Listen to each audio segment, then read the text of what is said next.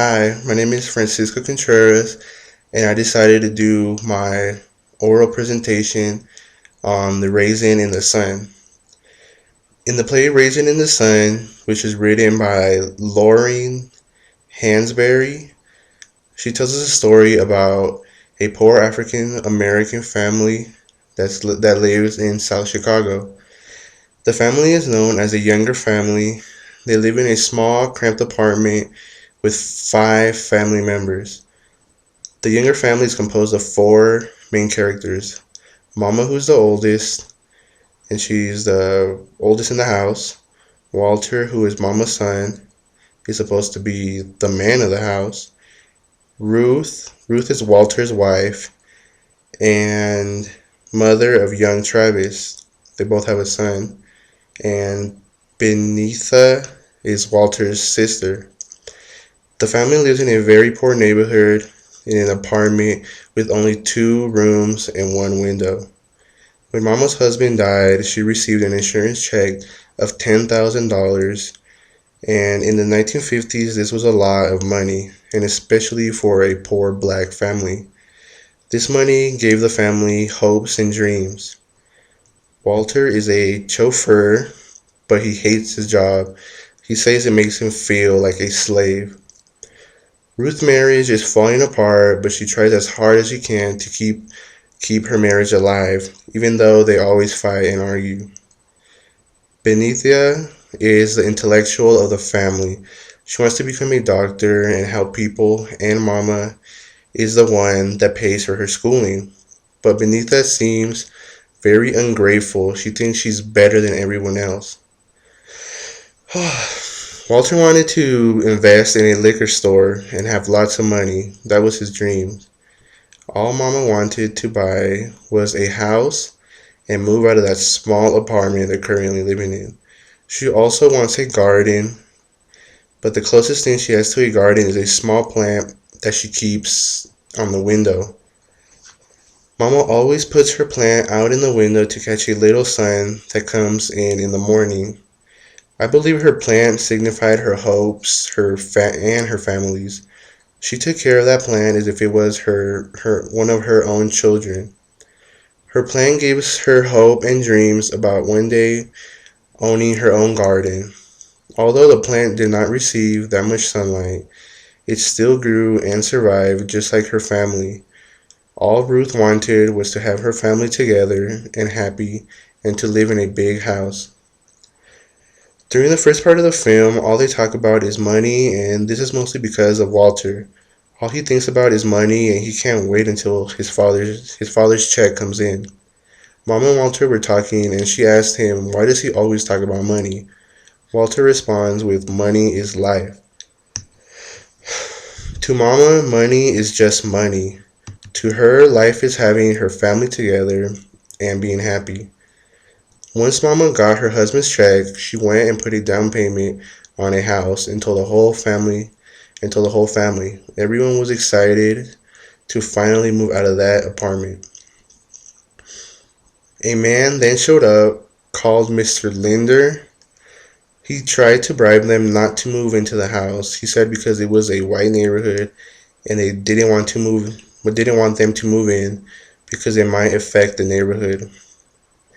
But the family rejected his offer even though he was offering them more money than they put on the down payment. Alright. All Walter wanted was the money for his liquor store investment, and he thought Mama wasted it all, and he said that nobody cared about him and his dreams. Mama felt bad for Walter, so he gave him the remaining money, which was $6,500. She told Walter to go deposit $3,000 in his savings account for Benita's education and the remaining $3,000 to invest in his liquor store dreams. Walter then went and gave the money to Willie, in which he then runs off with the money and never to be seen again. The family was devastated about what happened. All their dreams and hopes went with Willie when he took the money. Mama was thinking about not moving anymore and to use the down payment money on the apartment instead. Walter then called Mr. Linder, the man who made the family and offered not to give into the white neighborhood, hoping to get. Oh wait, Mr. Linder. Walter told Mr. Linder that he is not going to take the money and that they are still going to move into the house. In this part of the play was when Walter finally became a man, and Mama and Ruth also noticed it. Benita was Benita has great ambition. She's young, attractive, and is the exact opposite of her family members. She first wanted to fit into white culture. She hated the place she lived and was dating George Murchison, but she got fed up with him because his interest was more conforming into white culture. She then left George for a Nigerian named Joseph Asagi. He was everything she was looking for. He introduced her to her African roots, and she loved everything about it. She even cut her hair and turned it into an afro, in which her family was shocked that she would do such a thing. Although Benita lost her schooling money and her dreams to become a doctor was gone, her boyfriend offered her to get married with him and go live in Africa and help the people, and she accepted. Ruth was going to get a job and work as hard as she could to pay the mortgage payment. To pay the mortgage payment, she would do anything just to live and go back to live into that house. She also tried to regain her love, and her and Walter were try to work everything out. Walter didn't get his liquor store he wanted, but he finally became a man just like he and everyone wanted. Mama also got her dreams. Mama's dreams also came true. She got her house with a garden, her family, and Walter finally became the man of the house.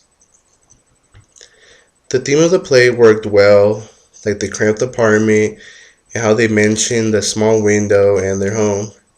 You almost felt as if you were there. This play also took place in the 1950s, so I could imagine how hard life was for an African American family. They might not have gotten exactly what they wanted, but everything still worked out for the best at the end. I really enjoyed this play. It showed us how a family lived through poverty and that anything is possible. There might be bumps ahead, but you will get through it. And that's my presentation. Thank you.